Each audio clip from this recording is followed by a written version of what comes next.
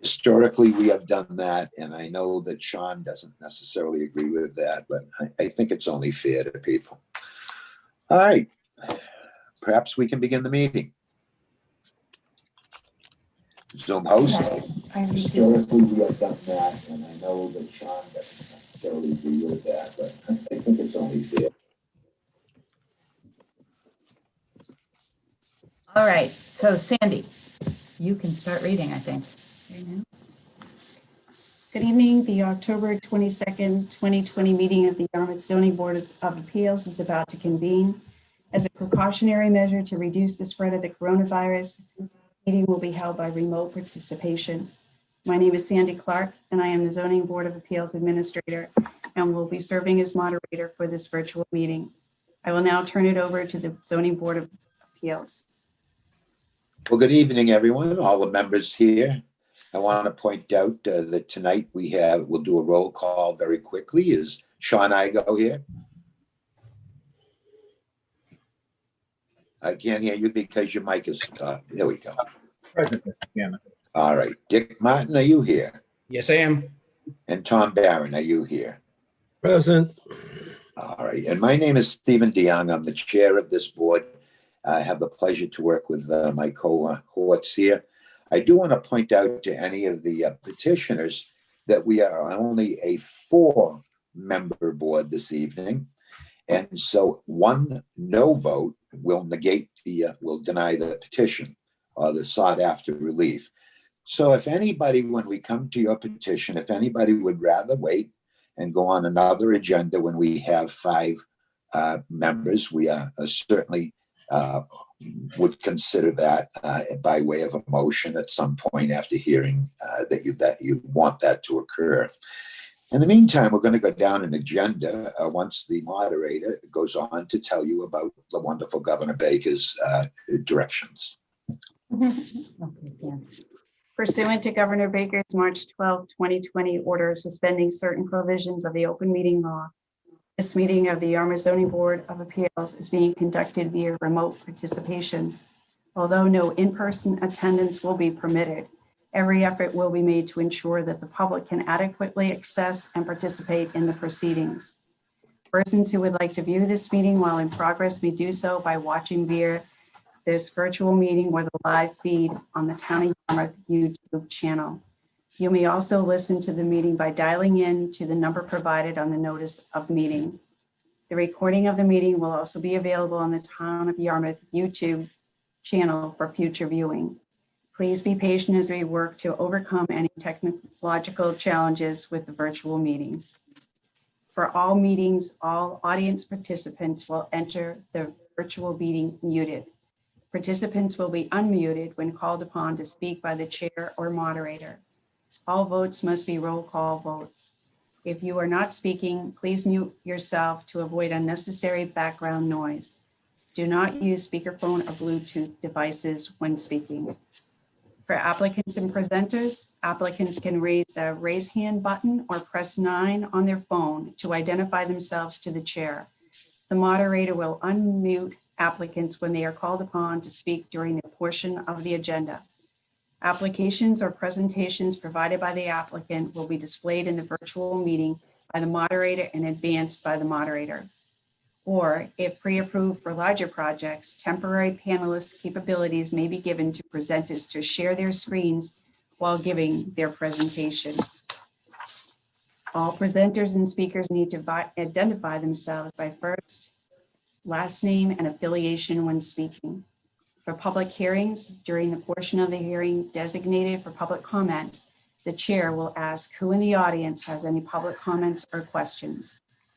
Members of the public may speak by selecting the raise hand button or pressing 9 on their phone and waiting for the chair to call on them to speak.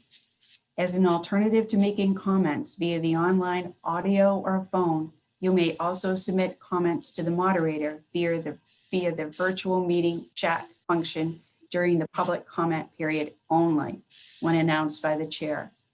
To do this, click on the chat icon and type your message. When prompted, the moderator will read comments and questions into the record.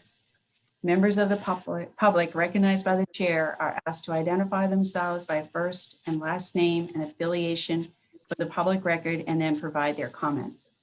Prior to concluding opportunities for public comment, the chair will ask one last time if anyone wishes to speak or give additional comment. I will now hand the meeting back to the board. Thank you very much. This evening, October 22nd, we have determined we have a quorum, and there are 4 matters on our agenda that we're proceeding with. The first matter on our agenda is petition 4858 that of S. Robert Fish, Jr., trustee of the 29 Lewis Bay Boulevard Unit 4 Nominee Trust. The property is located at 29 Lewis Bay Boulevard, Unit 4 in West Yarmouth. And that property is located in the zoning district R25. The applicant seeks to modify a previously granted special permit bearing number 3851, specifically as to conditions 12 and 13, or in the alternative, for a new special permit under bylaw sections 104.3.2 and 104.4.1, so as to make alterations to Unit 4 with no change to the number of bedrooms. I can see that the representative for the petitioner is here, and Ms. Moderator, I'd ask that you now invite Mr. Singer in, both verbally and by picture.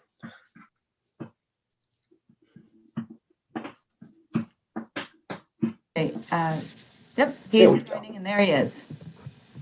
All right, would you identify yourself, sir, for everybody that might be home in this new thing that we're all getting used to called Zoom?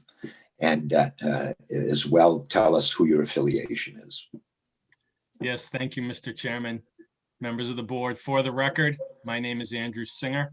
I'm an attorney in Dennisport, here on behalf of the applicant for this application. With me, probably in the waiting room, in case there are questions, although they could be brought up as well, I believe is Patrick Remington, who's the project architect, and either Dan Ojala or Danny Gonzalez from Down Cape Engineering, who are the project engineers. This application, as you read, Mr. Chairman, is for the house at Unit 4 at this property. It is currently improved with a single family dwelling, which has as you see on the plans, the second floor deck has a 1-story garage. The proposal is to make renovations to the interior of the structure and to change the roof line, expanding out the second floor. This would include gables to improve the function and appearance of the garage itself, as well as a small gable on the front and additional gables on the back. You had original plans from us which had proposed to convert the second floor deck on the back of the house to a sunroom. During the Conservation Commission review, and you have this in the letter you received from the conservation agent, it was discovered that that deck, which was built many years ago by a former owner, we're not sure who, was not permitted. It's conforming to zoning, but it didn't conform to wetlands. And so the Conservation Commission said to the current owner, we'll let you keep the deck, but you can't convert it to a sunroom. So we revised the plans. The only change on those plans is to remove the sunroom on the south side with the windows there. And on the site plan, literally the only change is we took off a note. The note said convert deck to sunroom. So the plans you received, the revised plans, are minorly changed, but I did want to point that out to you so that you will be looking at the ones where there is just a deck on the second floor. In order to complete this proposal, we are requesting a special permit and or to modify the prior special permit. We believe, and the applicant respectfully submits, that the proposal satisfies the review criteria of 104.3.2 of the zoning bylaw, that it is a conforming addition, interior addition, and that it will not be substantially more detrimental to the neighborhood, the town, or the zoning district, nor will it cause undue nuisance, hazard, or congestion Specifically, there's going to be no change of use at the property. No change in the number of units, no change in the number of bedrooms, no change in the footprint. The dormer, the roof, and the window changes on the second floor will be located within the existing building footprint, and it's a conforming footprint. So the proposal before you tonight from a construction point of view is conforming to the front, rear, and side setbacks, to the height setbacks, to the building coverage setbacks. We're here, obviously, as we have been in the past, because this is part of a unique property. This dwelling, as you see on the site plan, is actually further away from the water than the two dwellings on either side of it. And by leaving the upper deck as an upper deck, again, there'll be no changes to the footprint of the structure. The building height is approximately 23 feet, and that's not changing. The ridge line's not changing at all. Site coverage and building coverage, as I mentioned, will not be changing. There'll be no change, no impact to traffic or the parking or any impact to flow. We submit for all of these reasons that because it is a conforming proposal, that there will not increase the non-conforming nature of either this dwelling or the property. The architectural style we submit of the renovated house is in keeping with the structures not only on the property, but also the numerous houses up and down Lewis Bay Boulevard, many of which are much larger than the houses here. From an environmental point of view, again, the Conservation Commission has reviewed and approved the plan. All runoff will be contained on site. There'll be no negative impact on water supply or drainage or the environment. All of the condominium unit owners have voted in favor of the proposal, and we're not requesting any change in any of the other remaining conditions that were imposed on the operation of the condominium by this board and your predecessors in prior years. For that reason, we respectfully request that the board make finding that the proposal is not substantially more detrimental and grant the request. If you have questions for myself or either for Dan Ojala or Patrick, we would be happy to answer them. And if the question they can answer, I would ask if they could be elevated to a participant so they could address the board as well. Thank you very much. Thank you. And before we move on, I'd just like to say hello to Dan and Patrick. It's always nice to have them in attendance. Mr. Igo, do you have any questions about our petitioner's representative? Yes, I do. When did your client buy the property? This deed for this client was this year, and it changed hands before that within the last couple years. I could pull that out, but it was done for title purposes this year, and then it was within the last couple years for before that, and then prior to that, I'd have to check, but I don't know off the top of my head. Did the building department determine who built that deck? We attempted to review the files as best we could under COVID regulations. As far what I understood, the building department conservation looked at the file. They found conservation had an as-built plan from from 2014, which showed the deck. And I believe Dan Ojala's office was involved with that. So it was there at least in 2014, probably earlier, but we're not exactly sure. There was no permit that we could find. So Dan is in attendance tonight, correct? Yes, I believe he is. If he could be brought into the meeting, then he could address that as well. Do you have questions for him, Mr. Igo? I do. All right, then I'd ask the moderator to invite in Dan Ojala so that he may be. Process of joining. Yes, thank you.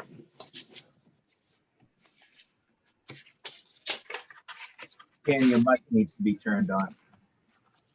And as Mr. Igo, as Dan begins, I do understand from the that prior to the current, the people who bought it, there was a woman named Annie who had owned it for 6 years prior to this year or the year before. Hi, Dan. Good evening, folks. Dan Ojala for the record from Downcape Engineering. And yeah, I would echo that that was our findings, that it was certainly there in 14. We'd done an elevation certificate for some prior owners and have records of it there. It seems to have come in sometime between 08 and probably 10 or something like that, best as we can tell from the Google aerials and so forth. I would point out, though, it's over a permitted impervious patio, like a bluestone patio. And I think that was part of the reason the Conservation Commission, didn't get as concerned as they would otherwise. It's over a developed footprint of patio. And both of the buildings, as Andrew said, on either side of us are proud of us. So we're kind of recessed back. And so by not improving it any further and just leaving it the way it is, that commission at least thought that it was okay to leave. And then the only thing I would probably add to Andrew's nice presentation was that, and I believe he did state, we're not, and certainly in his application, we're not increasing any bedrooms. And there is a microfast 4.5 IA system that knocks the nitrogen down about 50%. That's humming away on this site. So that's, we can feel a bit better about this. And I just from my judgment, it's certainly a modest increase. It's not a McMansion. It's just bumping up a little in the back and fits in the area. That's my 2 cents on that. But any other questions, I'd be glad to answer. I have one, Dan. Did your firm design that deck? No, we don't do structural design of houses, and we didn't permit it either. There was, looking through the file, every surveyor on the Cape worked on this property. It was originally a land court, and then there was Sweetser in there, and some guy from Brewster named Albion Hart, and there was just a ton of people working in there. I don't know who did it. There was in the 05. Your firm designed that patio? No, but we did get involved and located it in the 13-14 time frame. And it was certainly looked just like it does today then. So it was a couple owners removed from the current party for what that's worth. Mm-hmm. Okay. Thank you, Dan. Andrew, I'm looking at this plan that you have here. So it's your client's representation that they're going to build a loft area up there. That's all that's going to be, is a loft area with a bathroom and a closet. It is a loft that leads into a proposed office den, which would be over the garage. So it's one open area with a wide hallway, but yes, there'll be the loft area and then the bathroom, and it would have that small office, what they're calling an office den area over the garage that connects up. There's no door between them. That's on sheet A4. Has there been any other alterations to this property other than that deck? Without permission in your research? Not that we have found. When I looked at the original plans, this was one of the structures that was replaced as opposed to renovated, under the permits. And from the outside, it looks to me to be the same. Again, I can't speak for other than the patio and the deck as Dan talked about.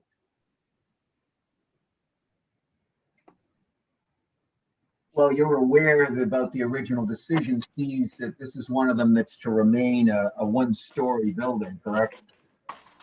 Yes. Well, that condition 12 is that it was a one-story building, except that there apparently was a second floor, which was supposed to be unoccupiable storage area in building 4. That's condition 12. And it's referenced in conditions 12 and 13 of the original decision. That's what I'm looking at. So yes, that was, excuse me, that is what is being proposed to be amended before you this evening. So that on the second level, they could have that loft, bathroom, and office den area. Okay, that's all I have for now. Thank you, Mr. Chairman. Thank you. Mr. Barron, please. Do you have any questions of our petitioner? No, not at this time. All right. Mr. Martin, do you have any questions of our petitioner's representative? Going through the attachments before, I didn't see any elevations of the building, both from outside or an interior plan of the house. It may be there, but I couldn't find it. Do you have those handy? They are on the website as well. We did submit them. That there are elevations of the existing and proposed and floor plans of the existing and proposed. I believe they're the first or second item listed on the online file under the on the agenda. So Mr. Frank, Moderator, Frank, please. I'm sorry, I'm Mr. sorry. Chairman, I'm happy to share my screen with your permission. We'd be happy to have you do that. I would And you just tell me, and Andrew, ask you coach me. I'm not sure. But I guess If the I've question got for what you Mr. want. Martin would be, what Previously, would I you did like to find see, it out. Mr. Martin? I did find All it. right, I missed that. Okay, first time. this is the existing elevations. Yeah. And could you go to the proposed elevations, Kathy? Or Sandy, whoever I'm talking to? Karen. Oh, Karen, I'm sorry. No worries. Yeah, there's a sheet that says proposed elevations. That's not it. Hold on. So it's part of this package. Yes, it's about the, Okay, there we go. right there. So, Mr. Martin, so you can see the area, if you look on the bottom right, that's on the right-hand side, that's the area over the garage. What was the one-story garage? And on the back, which is the left-hand side there, and you can look on the elevation to the bottom left, that is the dormer on the back of the house. Well, that's good. I've got it here now. I, for some reason, didn't open the first attachment, apparently. Okay, I guess, and actually, if you could put up the interior plan too. There are And is several that part of this sheets. file, or is it separate? Well, no, it's in this file. So this is Yeah, the that'd be- proposed first floor. This is the proposed second floor build out. And then we also have the existing in there, probably earlier, Karen. Okay, sorry. Thank you. Here we go. That's So there it. you go. That's the existing. Yes. Yeah. I mean, my concern is, and again, I'm not sure that what's proposed here is bad in any way. I think it's, everybody in the development seems fine with it, and it's going to make it look like a more substantial house and so forth. But I always have a little concern about enlarging livable square footage. And it certainly looks to me like the so-called den upstairs is intended to be a bedroom one way or another, because it's easily doored off and has a bath right there. And, I just a little concerned in terms of the original intentions here relevant to, keeping this a certain size and limiting it, that this is a pretty large addition to this dwelling. I'm not saying that's a bad thing per se, but does it open the door to all sorts of other things? It might. I'm happy to address that if you'd like, Mr. Martin. Yep. Karen, could you put the proposed elevations back up? Or we don't need to share screen anymore unless, if that's up to you, Mr. Martin. That's okay. We can put it up. You can put up whatever you want. Okay, Is you this can take the off the right share page? screen for now, Karen. You want me to stop sharing? Yeah, stop sharing if you can, and then Got everyone it. can see each other more. And we can put it back. To address your question, Mr. Martin, we have been before the board for other houses in this development over the years. As I know several of you know, I believe, that hallway is set up to the office den not to be enclosed. That is not any intent here to make that into a bedroom, and that's why it's a wider opening there. I don't have the exact measurement with me, but that I can, in a condition to that effect in the decision would be more than acceptable. And could I add to, Andrew, wouldn't through the chair, the condominium documents also are required to list a number of bedrooms, and so it would be deed restricted to 3 bedrooms. So that would be, enforceable by anyone that cared to enforce it, especially the community tends to enforce it pretty well. Well, absolutely, this would have to comply with the condominium documents, yes.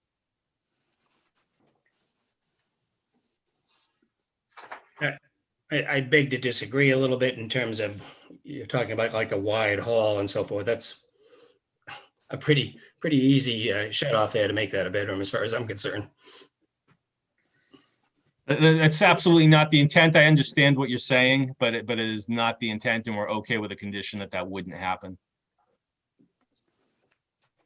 No, actually, Andrew, too, you said there had been other appeals within the development there. Did any of them involve a lot of extra livable square footage? Or Actually, just for things like decks and stuff. All of them did. We were here for units 3, 7, and 5 in the past.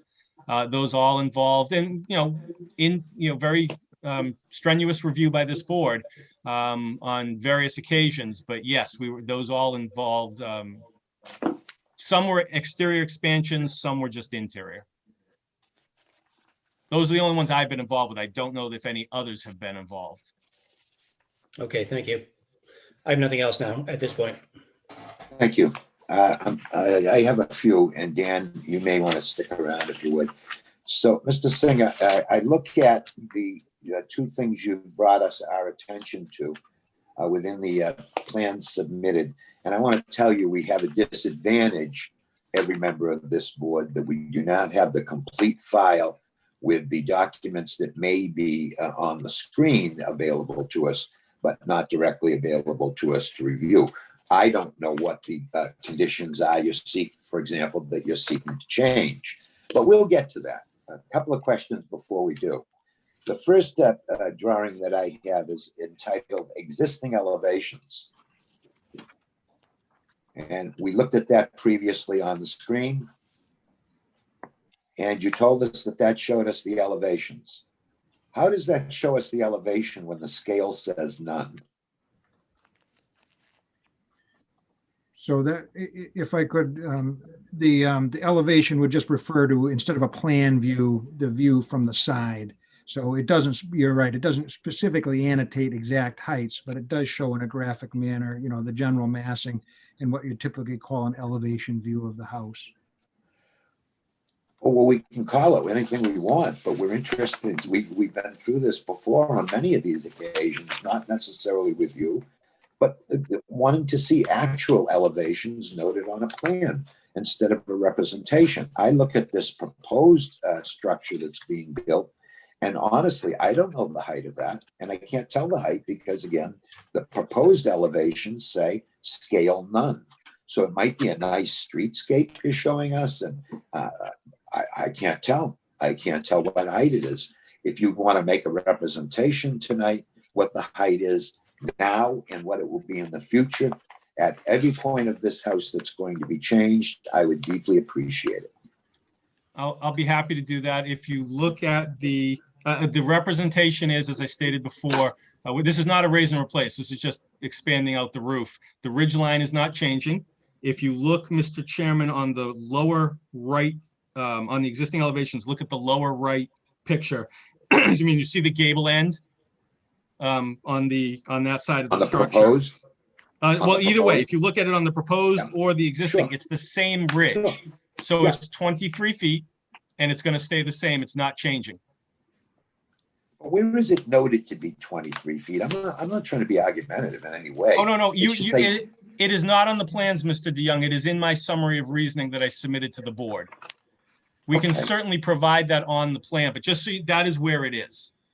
Yeah, well, I know that every member of this board that's here tonight always appreciates it when we can actually have the elevation that we're concerned with, that the building height does not exceed 35 feet. And honestly, I can't tell that from anything you've submitted other than your representation, which I always know to be truthful, by the way. I don't want to, no way questioning your credibility. It would be awfully nice to get a plan from you that shows what the actual elevations are. And we can absolutely do that. Okay, thank you. The deck in the back, is that now permitted? It has been permitted by, well, it's permitted by conservation, but I saw Dan's raising his hand as well. I'm going to get to the conservation letter in just a minute if I can find it. But at this point, is there anything about it? Has the building department looked at it? I could just add that we absolutely have emailed the building commissioner about it and asked him, if he knew the origin of it and, could shed any light on it. We thoroughly researched the files and downloaded every single document. The dossier is rather thick on this because it has every single house in the whole subdivision in it. But we diligently went through and looked. He didn't say that it had to come down. I think it would probably be protected, although I don't know that it's even non-conforming. Protected how? How would it be protected? Oh, well, fair point. So if there's a non-conforming structure that is Without permit? even with, Yeah. well, was it 7 years and 10 years? I don't have the exact dates recited, but on those orders, it would, but of course, this one is at the mercy of you folks because it's, it's a special permit and it's probably a different set of circumstances.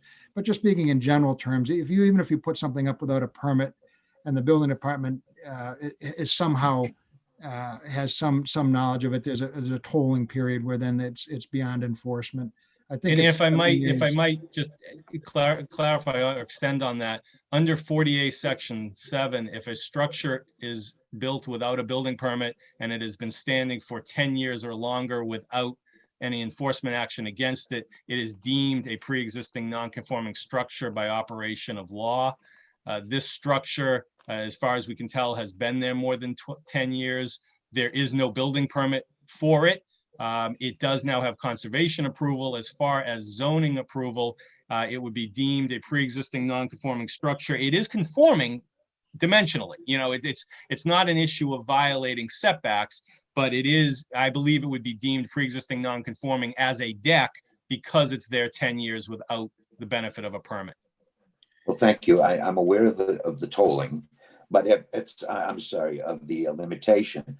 But I'm looking at something that is a second floor elevated deck, standing on certainly, unless it's cantilevered into the structure, its support is that of 2 pylons that up to a second-story height. And I don't know whether the condition of those right now is something that a building commissioner would approve.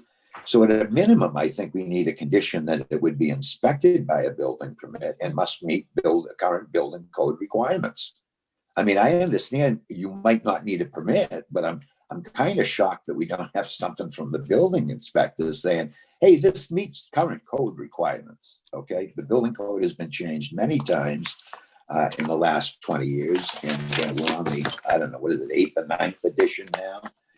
And I doubt that it's changed concerning the structural requirements, but I sure would like to see that there's somebody that has investigated this and determined that it is to code.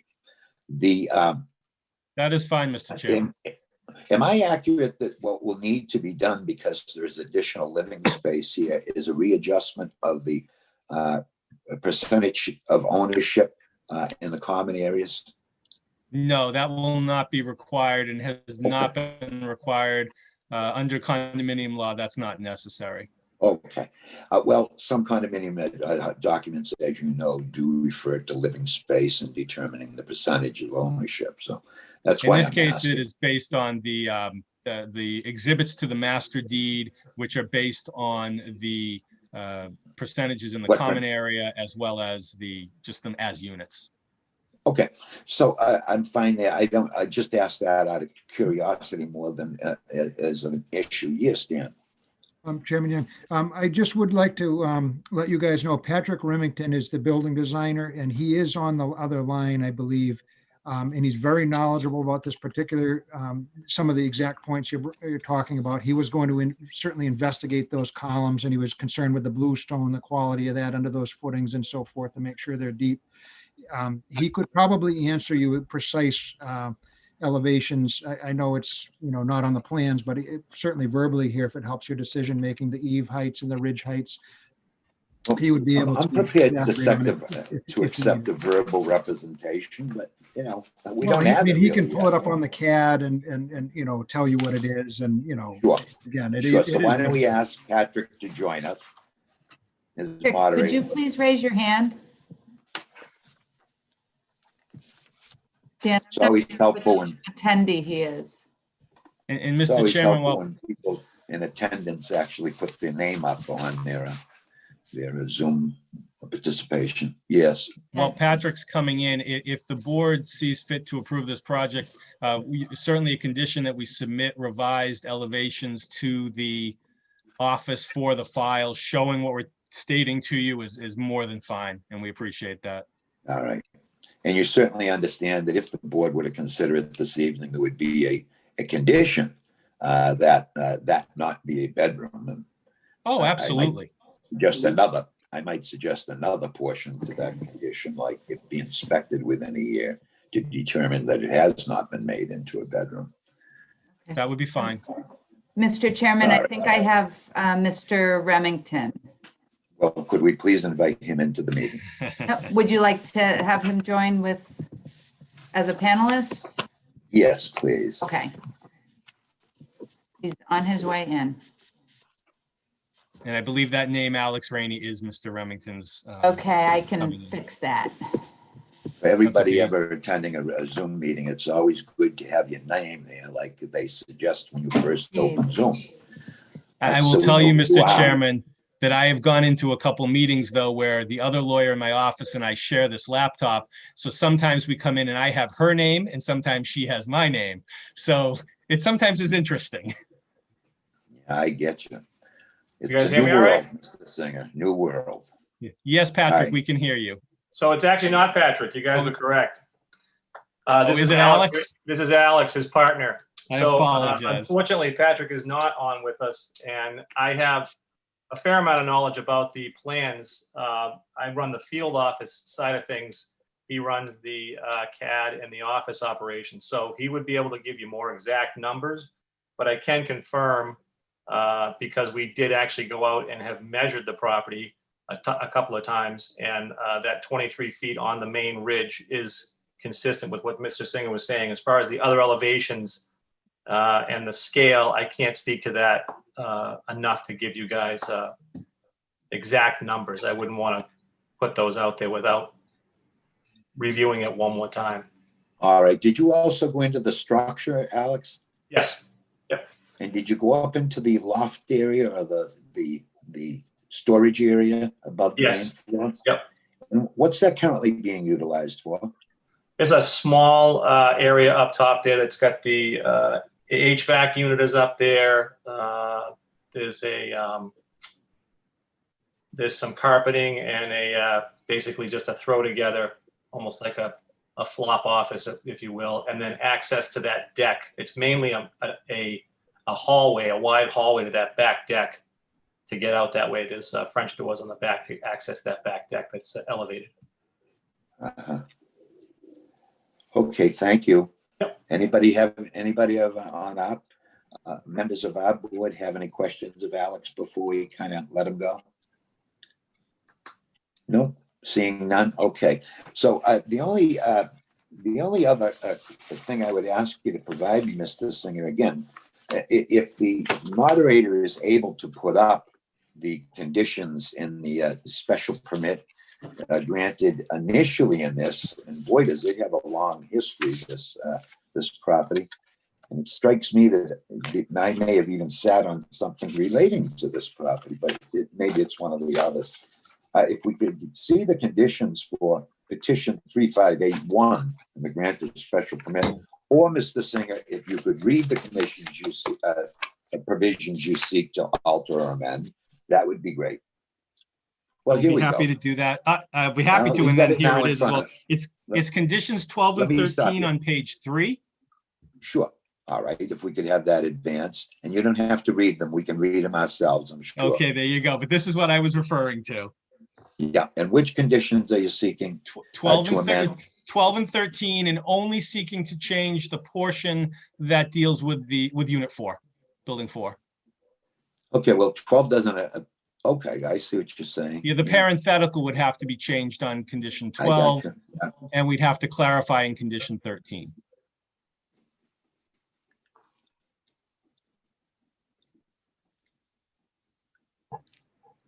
All right. Okay. Thank you. I don't know about anybody else, but I think that would be the easiest way is just to amend 3851. But in any event, we're not there yet. So thank you very much, Ms. Moderator. And if we could remove that from the screen, thank you. Does anyone in our audience care to speak in favor of this petition? And if so, please raise your hand so that you may be identified by the moderator.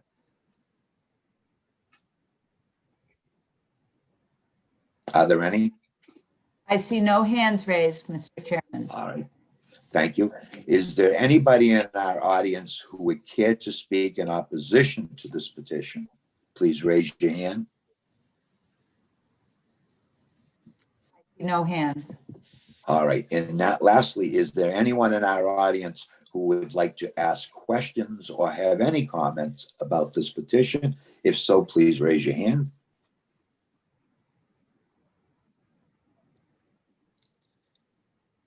Are there any? No hands. No hand.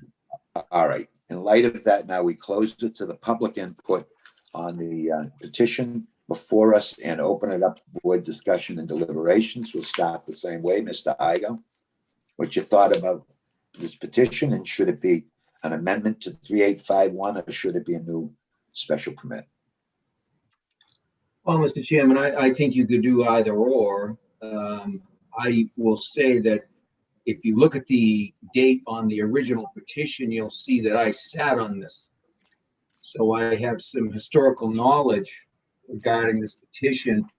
When this first came before us, this was, and I don't know if anybody, Dick, you may be familiar with this property prior to its redevelopment, or Steve, perhaps you are as well, Andrew. And Andrew, I believe your father may have presented this original petition, if I'm not mistaken. He did. This, quite frankly, was a very bold proposal at the time. We took a number of small seasonal cottages and we allowed them to be redeveloped into larger, some year-round homes. We had a number of meetings on it. There was some concerns with a number of the board members about any redevelopment to this property. But in the end, we felt that the highest and best use of this property, given the neighborhood, would be to have some reason, what we consider to be reasonable redevelopment. And if you read through the conditions, you'll see that we put limitations on use and we put limitations on size of structures of properties that would be allowed to have year-round use. One of those limitations involved this particular piece of property, number 4, that was to remain a one-story building and not to be 2 stories. I think over the years, there has been some development of the other buildings or redevelopment additions. We have allowed it, but we have done it on a case-by-case basis. Now, the building that is out on Lewis Bay Boulevard, that's right in front of this building, if you go out to the street, they came in a few years ago, they sought to develop the 2nd floor, and we denied that permit. I am very concerned about this, given the scale of what I'm seeing here. And although the petitioner represents that this is not going to be a bedroom, that may hold true during his ownership, but as we can see, when it changes hands, things tend to get built. These petitioners come before us tonight. They have a new plan, but they also represent to us that there's a deck there that was there illegally, and they're relying on the fact that they ran out the clock to have it made legal. Now, it's not their fault, okay? They didn't do it, but somebody prior to them did it. And I could very well see somebody converting this into a bedroom in the future. I think you could get more than a bedroom for what they propose. I think the intent of the board originally, when this special permit was granted, was to allow at a maximum what was allowed for those conditions and not have this just become development creep as to what I think is happening here tonight. And I'm not trying to say anything bad about the petitioner. I don't blame them. What they're proposing is a very nice plan. I'm sure it would fit nicely there. But we've got a 2.5 acre piece of property that it's not even, it's less than, they've got twice as many buildings on what the required square footage would be under the zone. So, you know, I'm not inclined to support this petition, primarily because I think we need to draw a line here. I think if we allow this, then we're gonna have to allow all the others to build a second floor. I don't know how you're gonna tell them no, because if you tell them no, they're probably gonna appeal it and get us overturned, because they're gonna say you're gonna treat someone different than you treated the other person, and I wouldn't blame them. So in my opinion, I think that this development is pretty well built out to the max. I think the intent was to leave this particular building as the others that are required to be one story. And so I would not be in favor of this petition, Mr. Chairman. Thank you, Mr. Igo. Mr. Martin, your thoughts? Yeah, I have many of the same concerns. We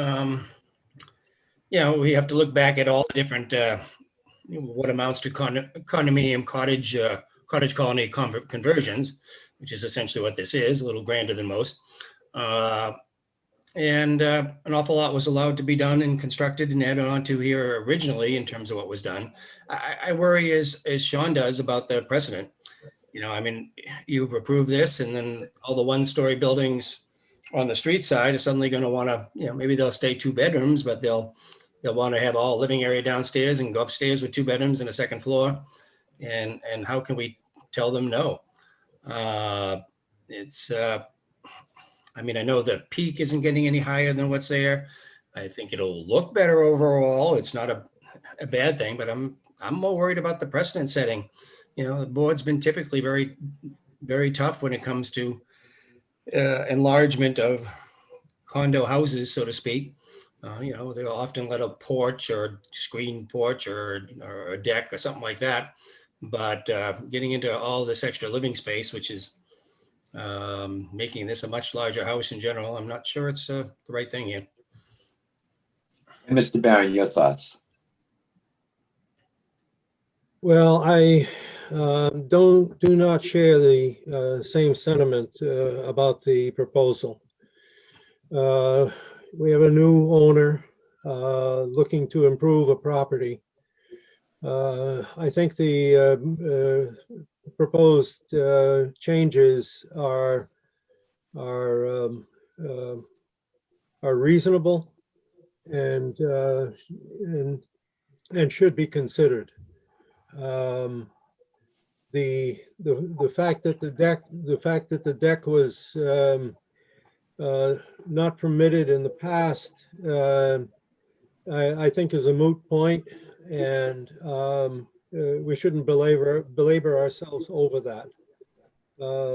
The idea of the upper deck being large and open without this, and certainly could be conditioned to not include any bedroom, even in the so-called office area,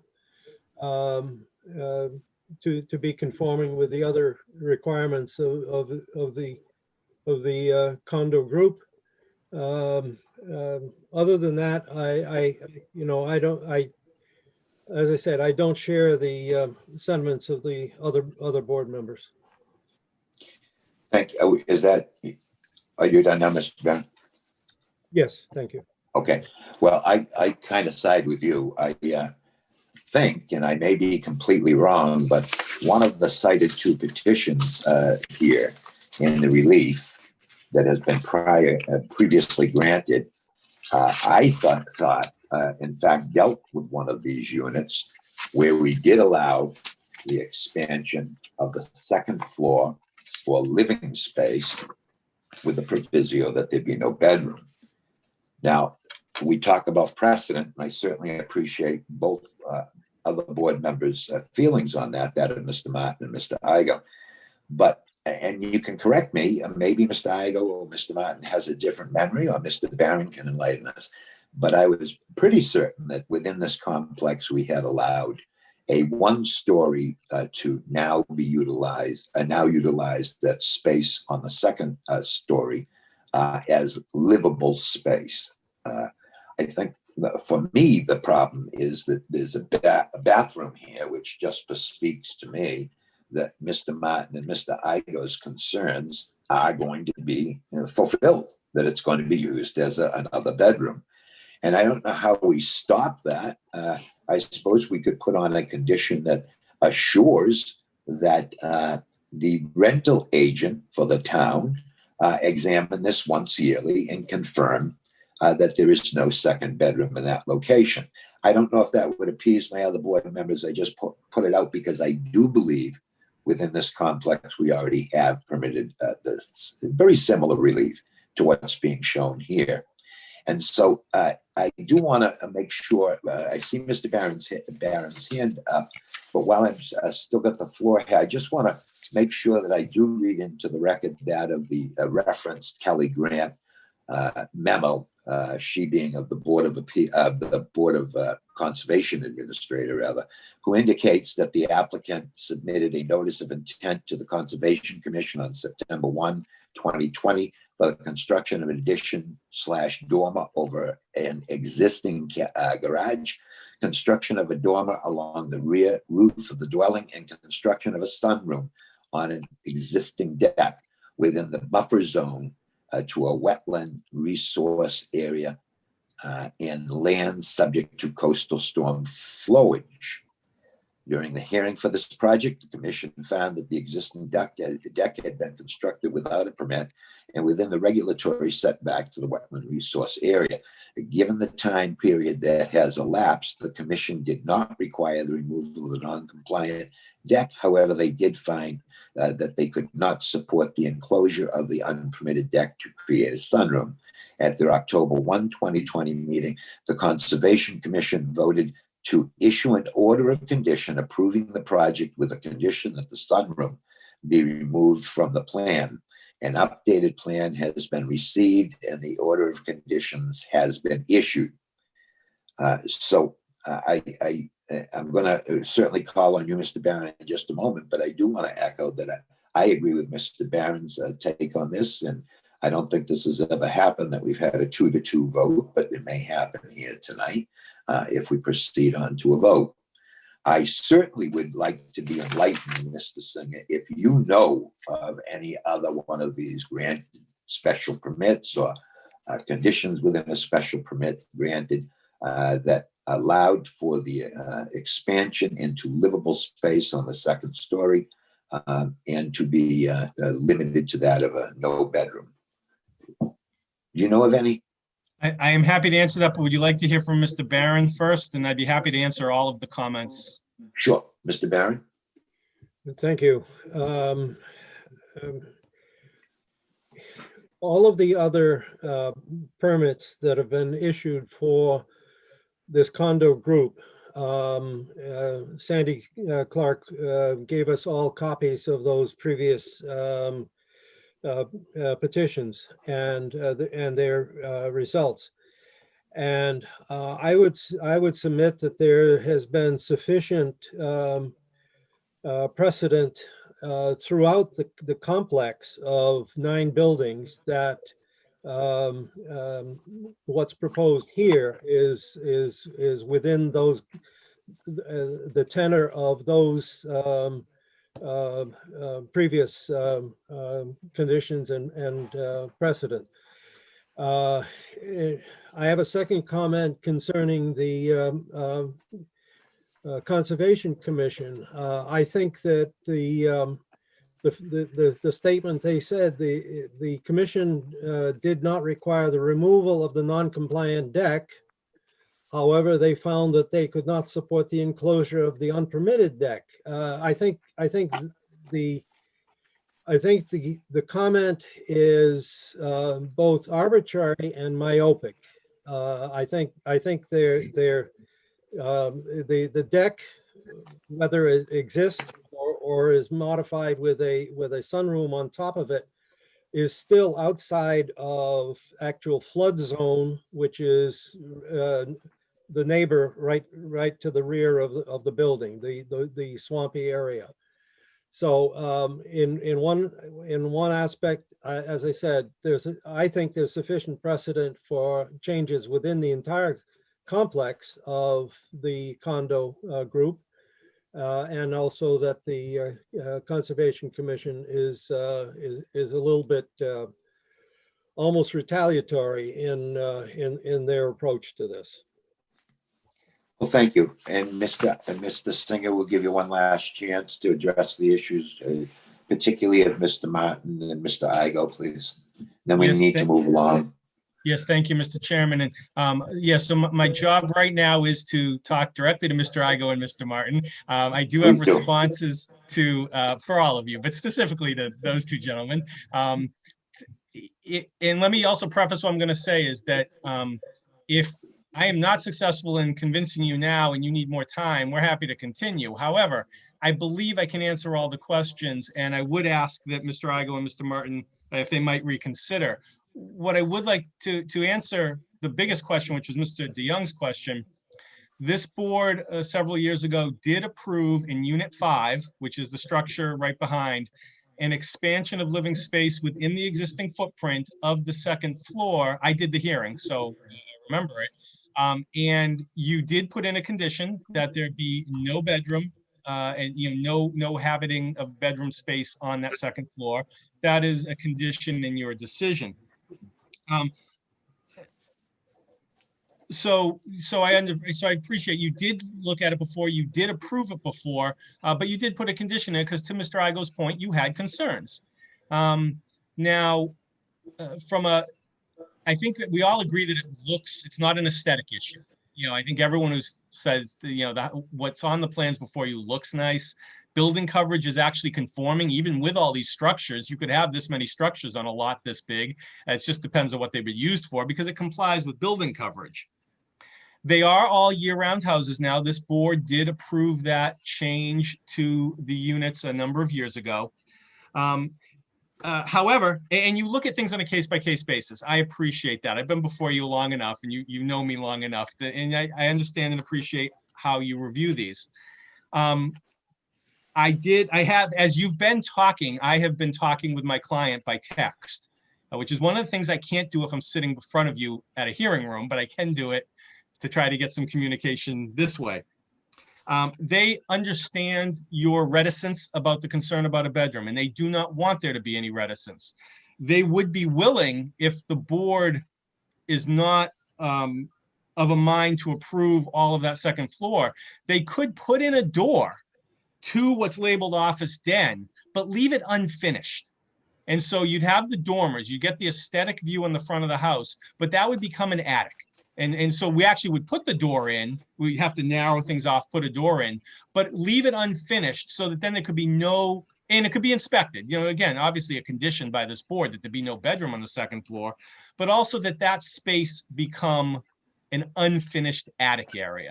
And if that would help, in assisting you to vote for it, we would appreciate that. What the owners are trying to do, you've seen the floor plans, this is not a large structure. They would like to have a bit more living space. The loft area does that. That's really the main part of this. That's why, having an office den there would be nice, but if that's something this board doesn't see fit, that's fine. The bathroom, again, would be nice to have.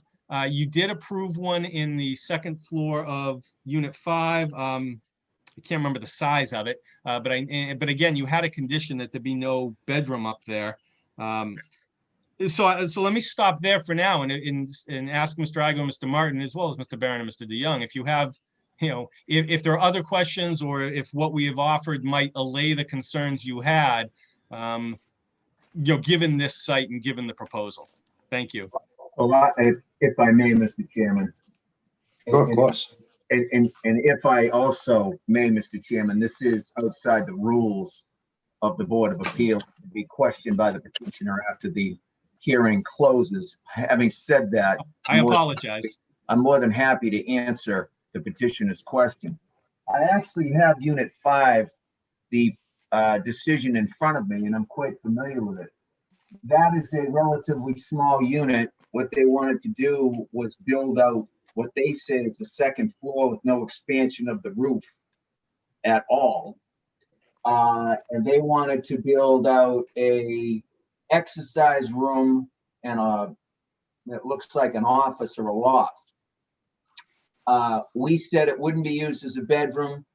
We didn't allow them to have a bathroom or a closet up there. Okay. So we did allow them to use that, but we did not expand the second floor. We did not expand any roof. We did not really expand any square footage than what they already have. So that's what we did on number 5. This is completely different. This is a whole second floor on the top of the house. It's a doubling of the size of the house. It may not be doubling the size of the footprint, but it's certainly doubling the size of the square footage of the unit. So I stand by what my comments were earlier.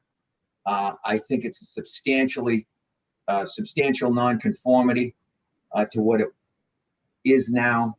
And so I would not support this petition as presented. Thank you, Mr. Chairman. Before moving on, Mr. Igo, I want to point out that Mr.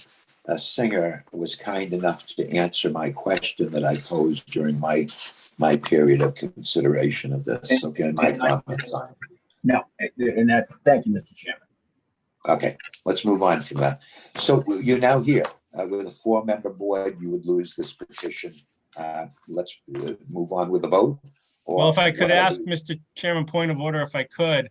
I'm assuming Mr. Martin might, well, it doesn't necessarily matter if Mr. Igo is against it. If this is not going to be able to have a vote of 4 in favor by the board, even with changes, even if we remove the bathroom, or the bedroom, or the office or the bathroom, we'd rather request a withdrawal without prejudice rather than have you vote a denial. This is not something that the applicant, wants to go to court over. They'd rather try to regroup. All right. So is anybody prepared to make a motion on the request that the petition be allowed to withdraw without prejudice? Mr. Chairman, I don't know if you wanted answers from me relevant to that, but I might be more amenable to some changes in the plan relevant to the back area being non-habitable and there being no bathroom, or maybe just a half bathroom, that type of thing, and just a bigger loft. I could turn me, I'm not sure if it would matter to Sean or not, but I might be more willing to go with this proposal with those potential adjustments. All right. Well, we have a request from the petitioner to allow the withdrawal of this petition at this time. I'm sorry I didn't give you the opportunity to speak, Mr. Martin. I think that's very nice for the petitioner to know your feelings on it. But he's still going to lose the vote if we bring it to the vote tonight. That's very clear. He has requested a continuance without prejudice. A dismissal without prejudice. Is anybody prepared to make a motion on that request? So Yes, moved. Mr. Barron. So moved. Mr. Barron moves to allow the petitioner's request to withdraw the petition without prejudice. Is there a second to that motion? Dick will second it. Okay, thank you. Does the board care to have any discussion on that motion and as seconded before moving it along to a vote? And if so, just raise your hand. I'll call right on you. Okay, seeing none. All those in favor? No. Mr. Igo. Aye. How do you vote? Mr. Martin, how do you vote? Aye. Mr. Barron, how do you vote? Aye. And Mr. DeYoung votes aye. Therefore, that motion is allowed. And thank you very much, Mr. Singer. Good to see you as always. Thank you, Mr. Ojala. Thank you all for your time tonight. We appreciate it. Yes, thank you. I'd ask the moderator, please, to now remove them as panelists, and so we can move on to the next matter.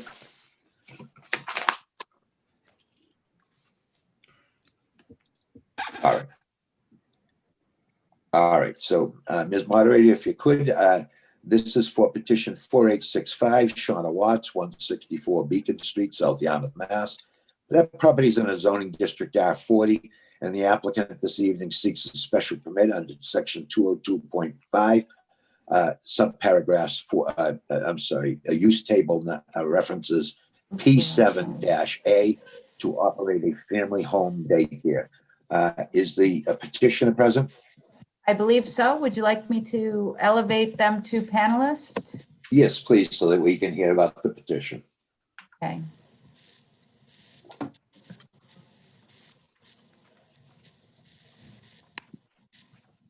Oh, and there we go. All right. Hello, would you tell us your name, please, and tell us what you'd like to tell us about your petition? Hi, my name is Shauna Watts, and I recently got licensed with the state of Massachusetts to run a home daycare with up to 6 children in the home. I realize that also that is the requirement, the max requirement for Yarmouth as well. So I'm looking to get a special permit approval from Yarmouth. All right.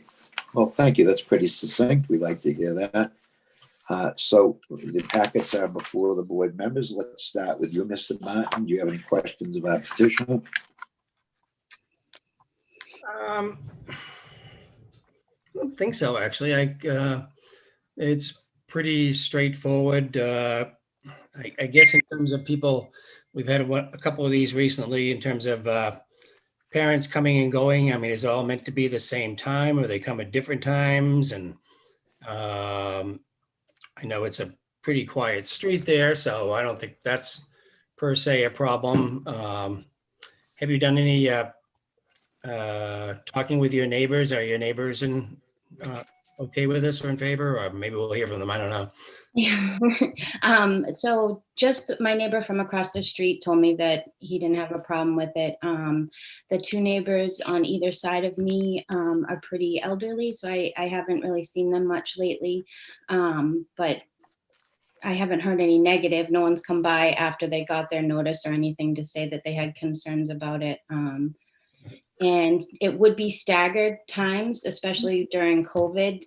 Each parent has to pick a time, and they would pick up and drop off at that same time every day, unless, of course, the child was sick or something, then they would come, when to pick up whenever I called. So that way there wouldn't be any backup flow. Plus we have ample amount of parking, so we wouldn't ever be in the street blocking anything to that effect. Okay. Are you running the daycare now? No. I work for a Station Ave elementary school right now. Okay. And it looked like the backyard was kind of set up nicely for it with a fenced area and play area and so forth. Yeah, it's all blocked off, so they, it wouldn't, interfere with anything out front. You back up to the bike path there? Yep. Yes. And the space that you're using, is that the family room? Yes. Yep. Okay, for the children, all right. Okay, I don't have anything else right now. Thank you. Mr. Barron, any questions? Yeah, I had a question on that back fence. Was that installed as a result of the rail trail construction? Yes, the very back fence, that's the wooden part, that was put in, I believe, by the town or whoever constructed the rail trail. That wasn't put in by us. Just No, it was constructed by the rail trail. right. Yeah, the area that you intend to use for the outside play area, I thought was very neatly prepared, and you're using wood chips for the ground cover. Yes, it's the certified playground wood chips. Okay, very good. I have I know this is not too far from where Mr. Martin has his home in the Baker's Path neighborhood. But to get into Beacon Street is a long road in from Regional. That doesn't create a problem for general access? I don't believe so. I mean, because you can also, when you come to where our house is, you can wrap around down Billingsgate and come out that way. So I don't feel like there would be any like turning around in that area. I don't, unless like the parents had a problem with driving all the way down to us. But they would be staggered. So it would never be like a backup, and it would only probably be max 6 children. So. Yeah. Okay, that's all I have. Thank you. Thank you. Mr. Igo? Thank you. Good evening.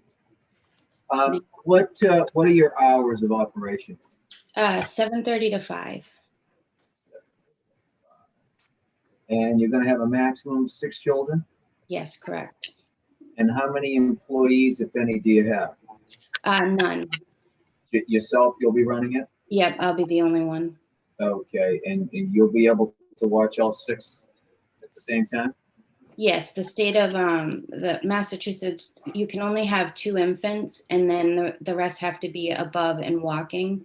So that would be, and then you can go for an expansion to like 8 kids, but I know that's not allowed. But that wouldn't be for like 3 years anyways, that they would even acknowledge that, which I know obviously that Yarmouth doesn't allow that anyways. Okay, and you're licensed to operate this daycare? Yes.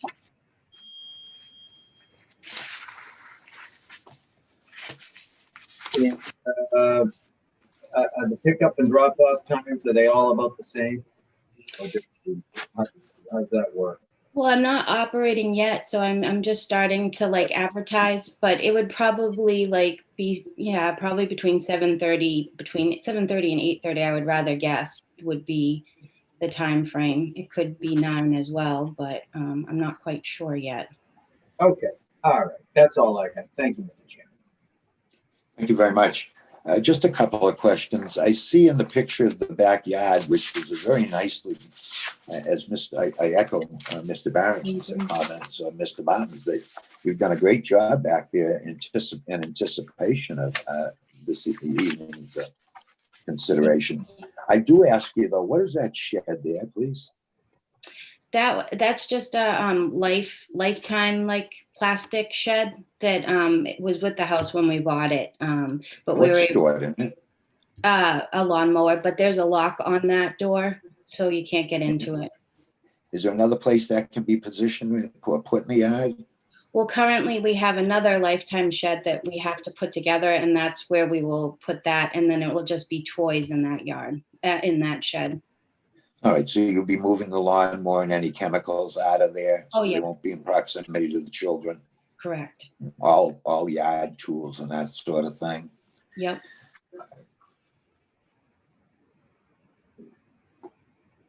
Let me just make a note, okay?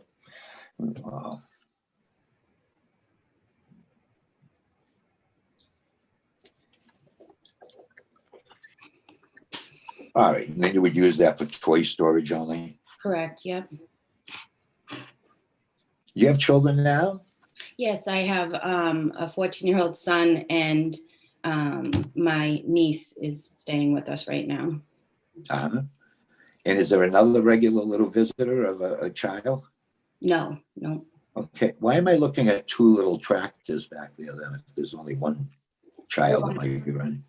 Yeah, I've been buying toys, all of that set up. I have to, in order to be licensed, I have to be set up like I'm going to operate. So I all of gotcha. those toys are Okay, good anticipation. answer.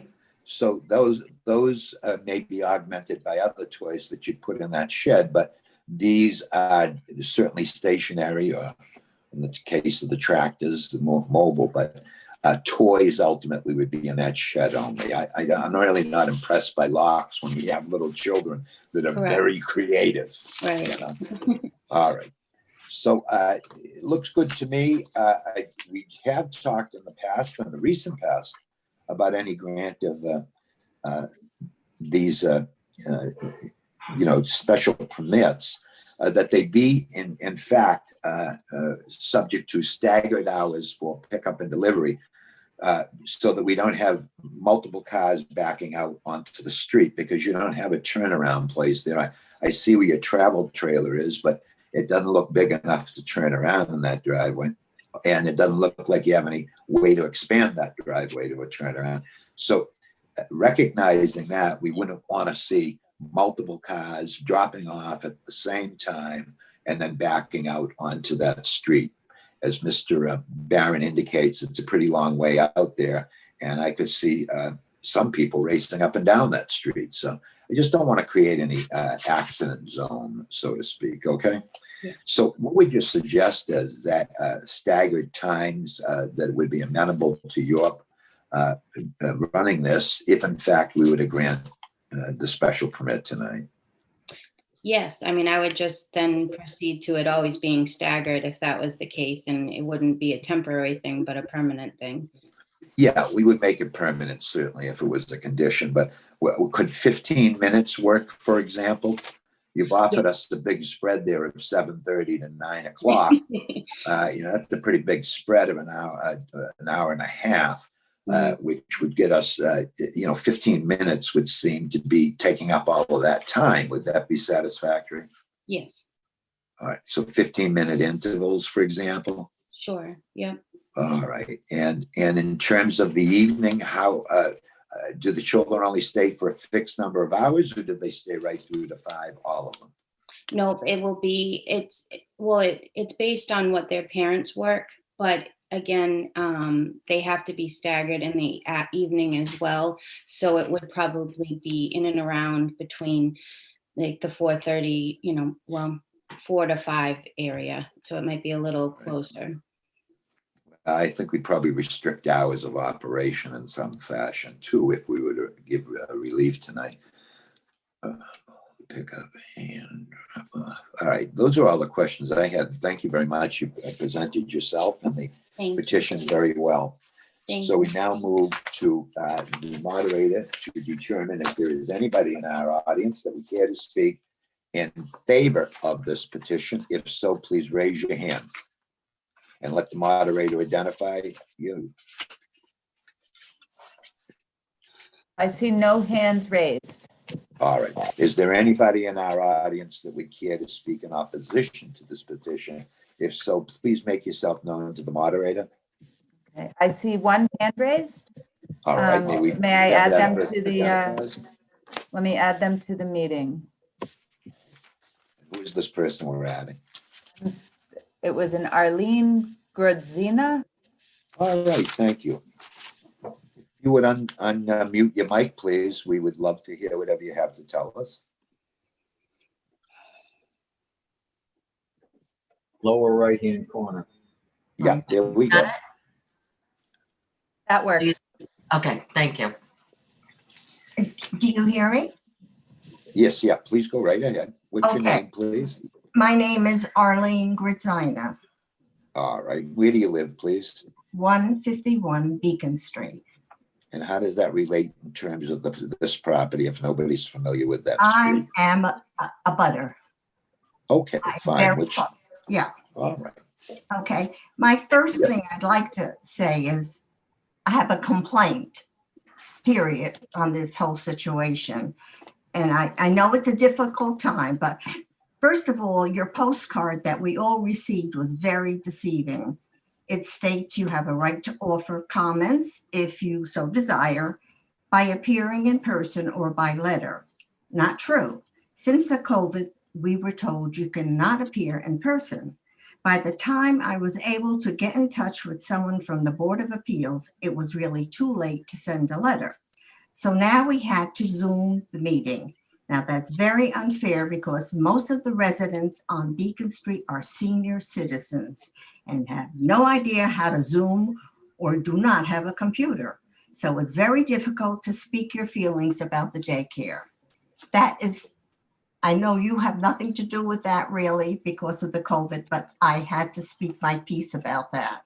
Well, thank you. I just want to point, if I may, Arlene, I just want to point out that Governor Baker has set the manner and means by which we will conduct these meetings in light of the COVID-19 emergency. So you're right, our board has no ability to alter I know. Governor Baker's instructions. Yeah. Now, why don't you tell us what you'd like to tell us about this petition, please? Well, the thing is, there are a few neighbors that have concerns about it, so we're also speaking on behalf on a few of them.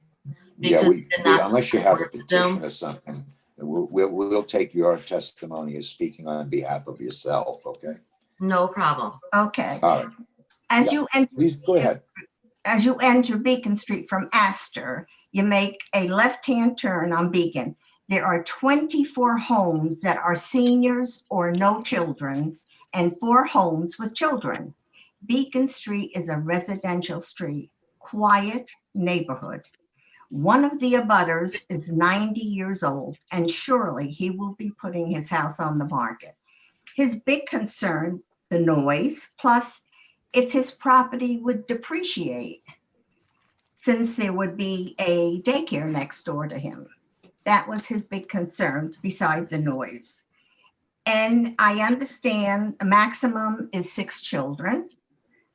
plus more traffic we will have in that area.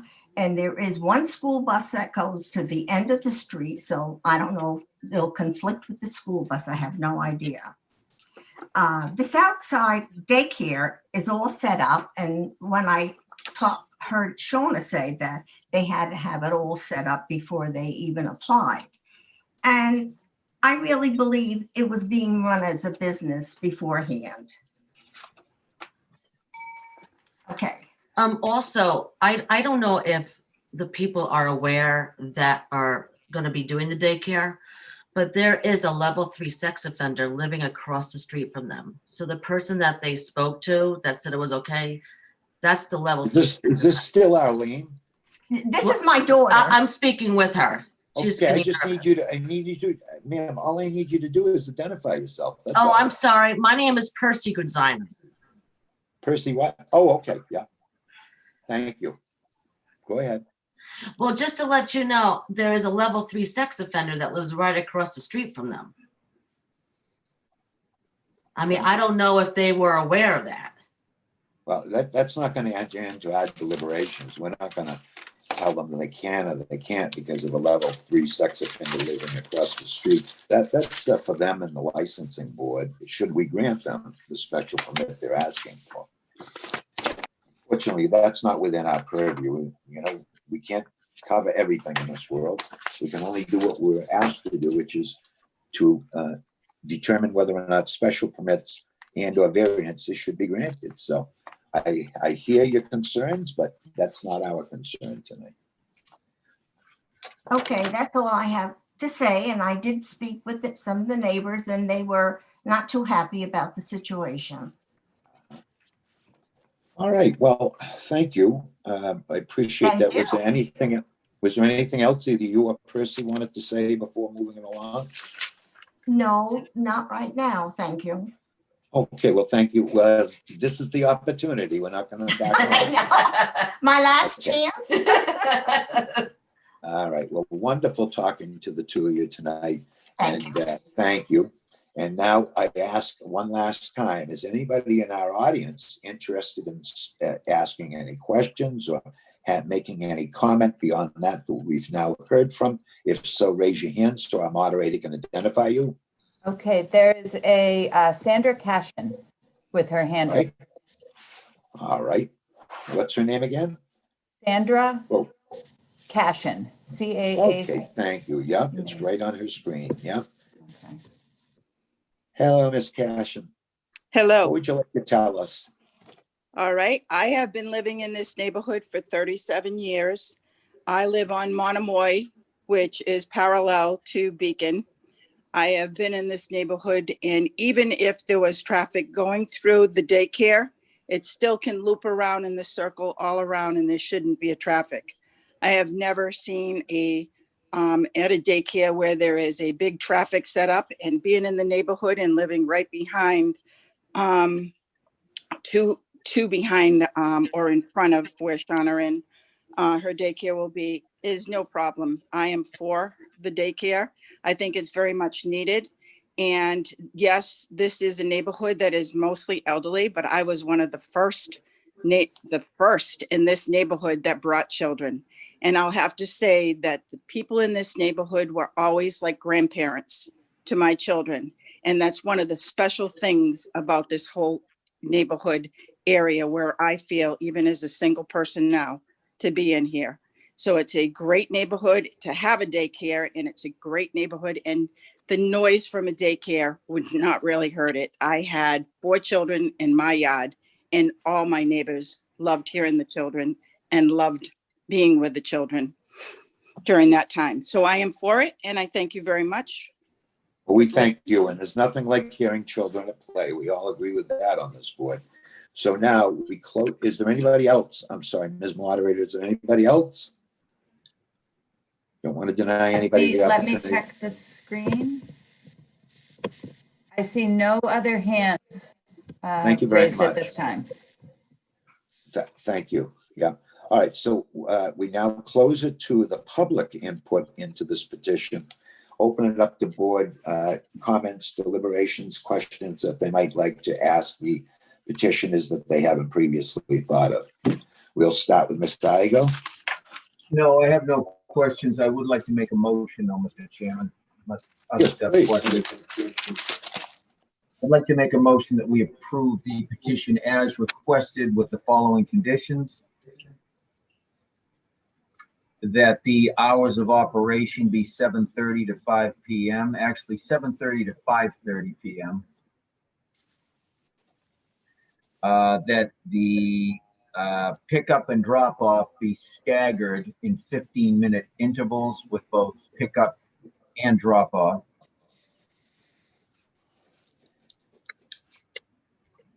And that the number of children be limited to 6. That the petitioner present proof of license to this board for a file. That's in the file, I think. Oh, is it? Okay, all right. I didn't have it in mind, but that's fine. And that this matter have a 1-year review. From All right, thank you very much. Mr. Chairman, I just had one quick question, more of the petitioner, I guess. Is this Monday through Friday Yes, or it is. 7 days? Monday through Friday. Okay, thank you. All right, so that limitation of Monday through Friday it would be acceptable to you? Yeah, Monday through Friday. Put that in the motion, Mr. Chairman. Thank you. All right. 6 children only. And so we now have four suggested conditions, 6 children only. And the last one was a review in 1 year, right? Review in 1 year. All right. And is there anything else you want to say to it, Mr. Igo, before I ask the other members if they'd like to make comment? Only that I believe that the petitioner meets the criteria under the bylaw. Under our bylaw, home daycares are allowed in residential districts by special permit. I don't believe that the petitioner has presented anything that will be substantially more detrimental to the neighborhood, nor cause any undue hazard, nuisance, or congestion to the neighborhood. Thank you. Thank you for reciting those findings if we in fact vote it. Mr. Martin, did you have any questions you wanted to ask, or comments you wanted to make, or thoughts about Mr. Igo's motion? Just that I'm happy to second it. Oh, okay. Thank you. Mr. Barron? No comment. Dick beat me to the second. All right, good. Oh, So sure. then I'm going to do a roll call vote if I can. I have no questions or comments either, other than I thank you for your presentation, which was very well thought out. So with respect to Mr. Martin, on the motion with the conditions stated, your vote? Aye. Mr. Barron, please. Aye. Mr. Igo, please. Aye. And my vote is an aye. That carries unanimously. What happens now is a decision will be drafted. That decision will be filed as quick as we can get it there with the town clerk's office. We know you want to get into business. 20 days must elapse before that before that petition is considered, that special permit is considered granted in full. That's a technical waiting period for anybody that would like to appeal from the decision here tonight. There being no appeals, you'll need to bring the special permit to the Barnstable Registry of Deeds, record it, and return proof that you recorded it to our board secretary, Ms. Clark. Okay? Okay, thank you so much. And she'll certainly inform you of anything you need to know or questions you might have. Thank you very much. We'd ask you to now leave our meeting only so we can invite the next one. Okay? Thank you very much. Thank the Thank both you. of you. Yeah. Good job. Yeah. Petition 4866, that of John F. D. Gregorio, 69 Tanglewood Drive, West Yarmouth, Mass. Property in the zoning district R25. Tonight, our applicant seeks a special permit under bylaw section 104.3.2, subparagraph 2, to construct a 2-car garage on a pre-existing non-conforming lot, encroaching into side setback and/or for a variance from 203.5 to construct that same garage. And do we have the petitioner here? The petitioner's representative? Believe so. I have Mr. Di Gregorio joining the meeting. Well, thank you very much. Could we join him? Yes, thank you. bring him into the meeting and welcome you to go on video if you'd like, Mr. DiGregorio. Mr. DiGregorio should unmute his microphone too. There we go. Right. The microphone, but no camera. All right, that's fine. We're fine. Just to talk. That's all right. Say it again. Nothing. I just want to thank you all for giving me the opportunity. Could you, sir, could you do me a favor and pull it off speakerphone? I don't believe I'm on speakerphone. Oh, okay. It just sounded so resonant. I thought that it was on speakerphone. We don't like that to occur. Please go right ahead. Thank you. Now, I want to thank you for giving me the opportunity to review this proposal. We currently have a home on 65 Tanglewood Drive with one garage.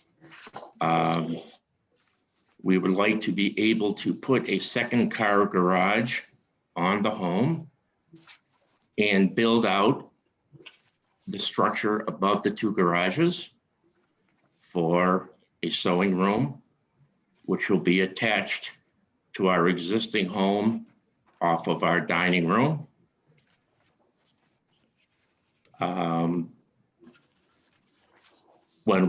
I hope you've had the opportunity to see the documents I've provided you and see that in order to build the second garage, we have to go into the 15-foot easement on the side of the property.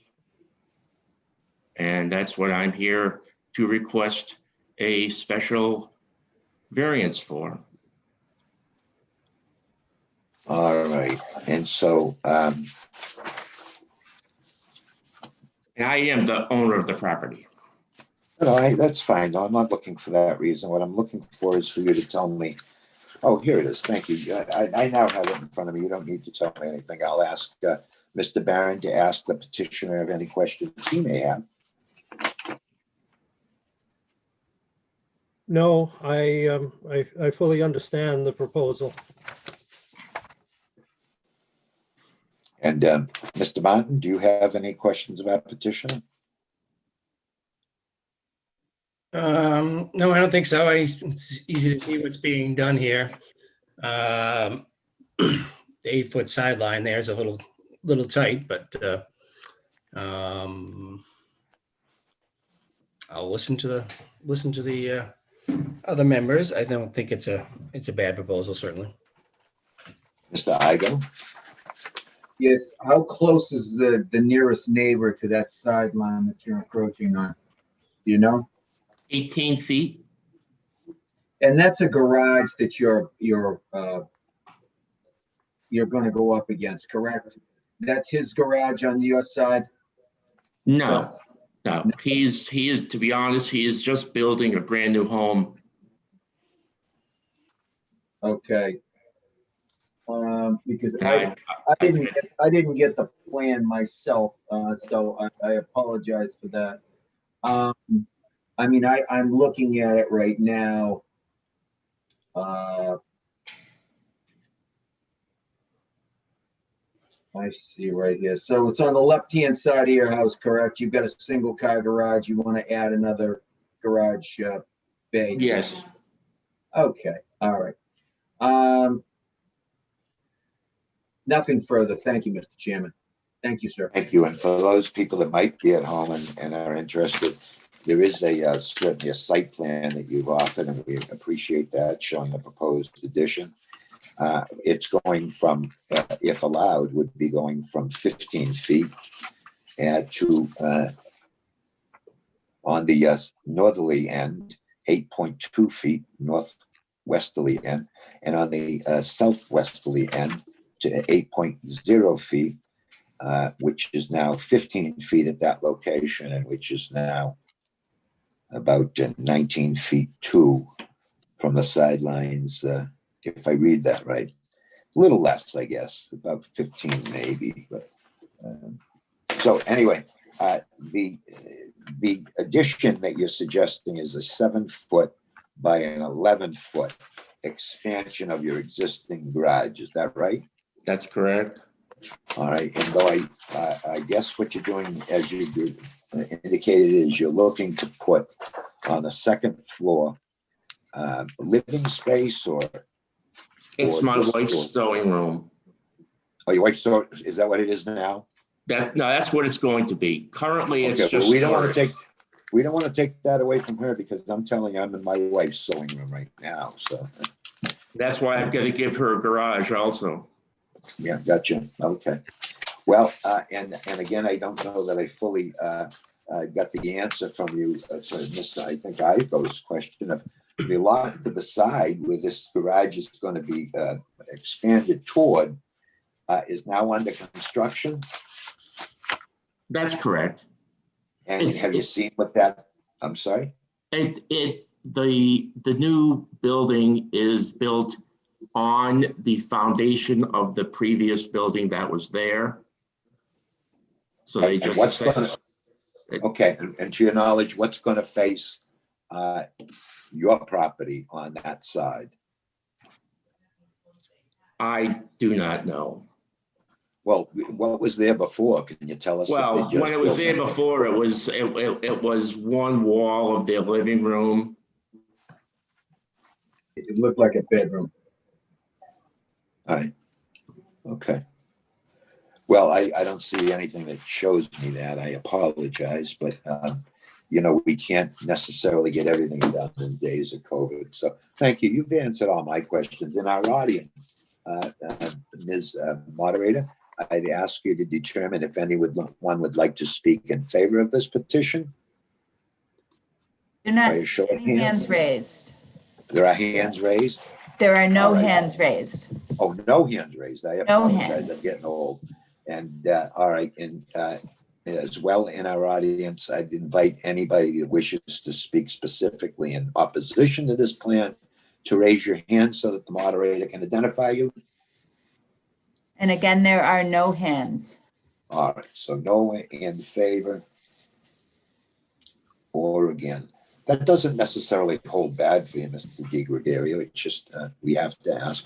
And lastly, is there anybody in our audience who might just have questions or comments they'd like to make about this? No hands. All right, so we now close it to the public input on the petition and open it up to board discussion and deliberations. We'll start again with Mr. Igo. Mr. Igo. I think this is a fairly reasonable request. It's for a garage.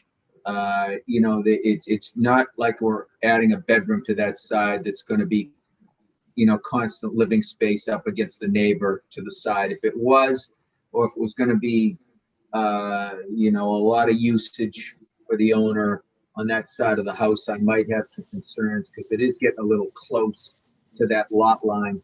But this is really just a garage. I believe he indicated that the second floor was going to be used as a sewing room. Is that what I heard?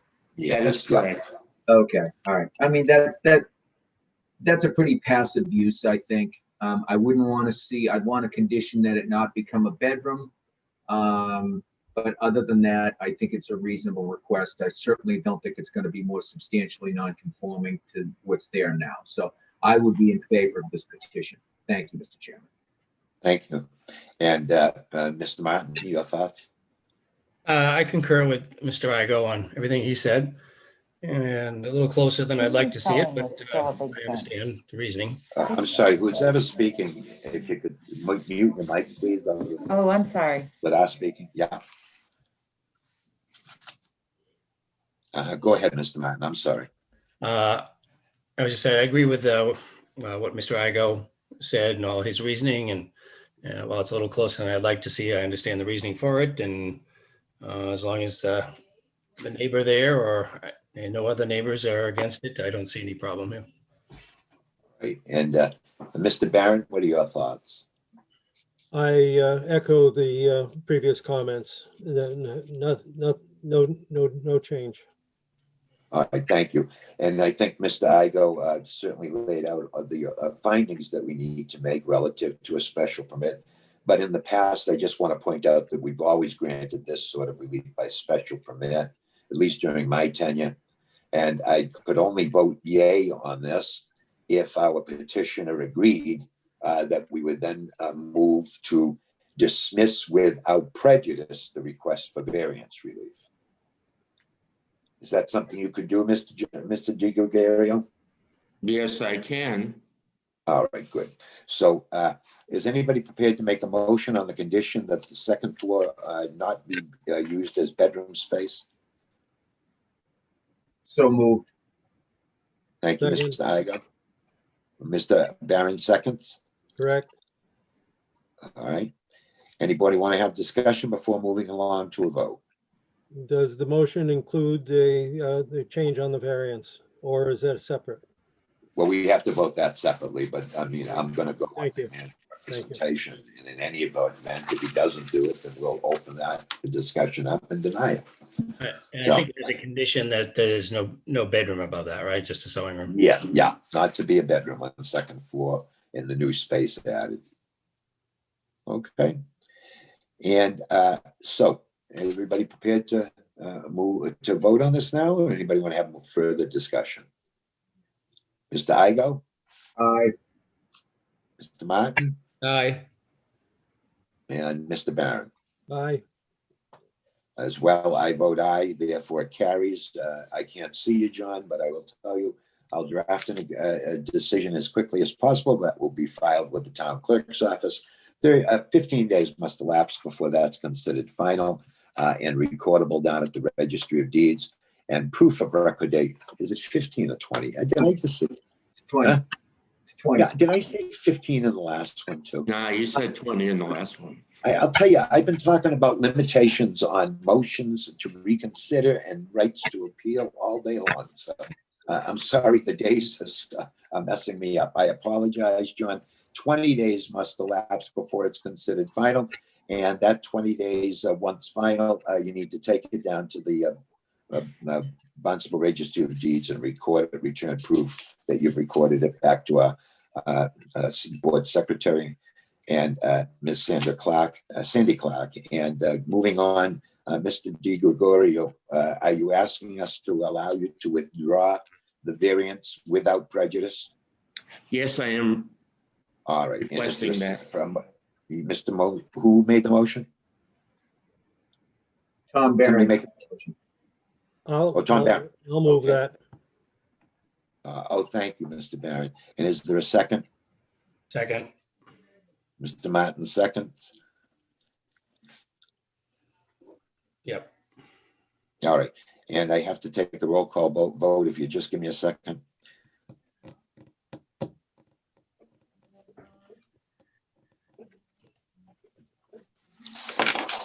Mr. Barron, your vote on the motion you presented. Aye.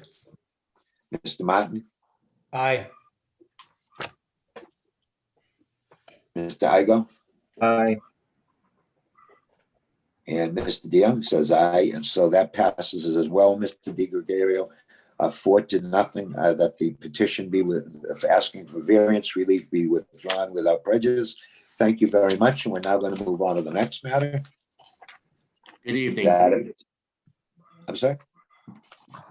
Data petition 4867 Stanley W. Graveline and Rosalie E. Graveline. If you have a video capability, please feel free to join us. We've lost Mr. Barron, I think, from Array. The zoning, the property is located Get him at back. 10 Pockenucket Drive in South Yarmouth. Did I say that right? Pockenucket. Okay, I so screwed these names up and I apologize to everybody. Thank God, Mr. Igo, Mr. Martin, Doing a good job. correct me. In South Yarmouth, that property is in a zoning district R25. Tonight, our applicant seeking a special permit under section 104.3.2, subparagraph 2, for a garage addition on a pre-existing non-conforming lot, encroaching into side setback in a variance from or a variance under 203.5 for the same construction. Well, this sounds awfully familiar. Why don't you go ahead if you're present?